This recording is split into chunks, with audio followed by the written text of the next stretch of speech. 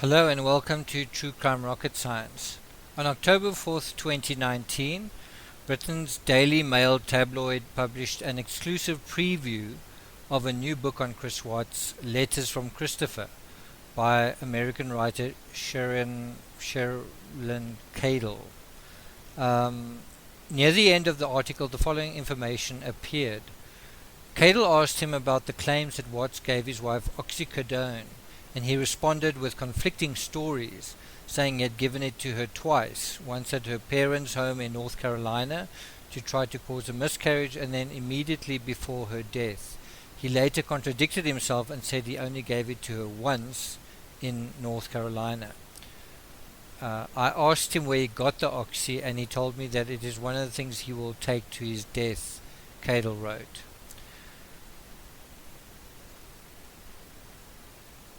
The moment Chris Watts said that he used oxycodone, he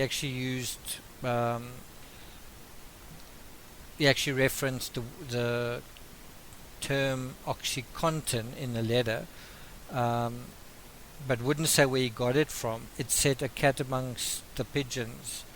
On the CrimeRocket forums, people immediately began to spread rumors and gossip. This prompted stern warnings, at least from CrimeRocket, for folks to cease and desist. And the reason was, what they didn't realize was by simply attaching a name to this new murderous spiel, they were actually potentially implicating someone as an accessory in triple murder. I don't think this was intentional, and I don't think Watts or anyone else foresaw this possibility, but you can imagine what it felt like to be one of those names thrown in the hat, and there have been a few. CrimeRocket has certainly been clear from the get-go that Chris Watts alone is guilty and responsible for the Watts family murders. Following this turn of events, a source close to the Watts family contacted CrimeRocket on October 5th and provided the following statement, which is from Chris Watts himself. Not only was the statement transcribed and sent via email, but several audio clips of the conversation from Dodge Correctional, in terms of from a phone call made from Dodge Correctional, was provided to CrimeRocket as well. In order to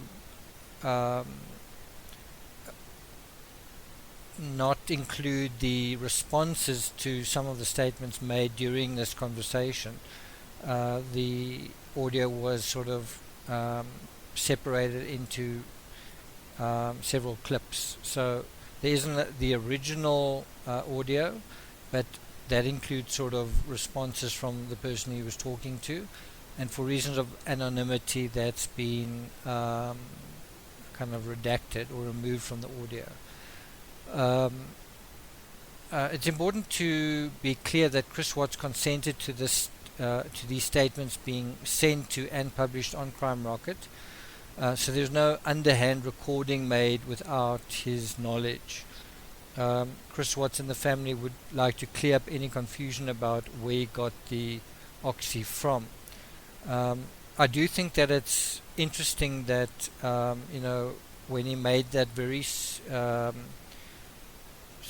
stern's not really the word. He made that very almost severe statement that he would take this knowledge to his grave. I think he got a lot of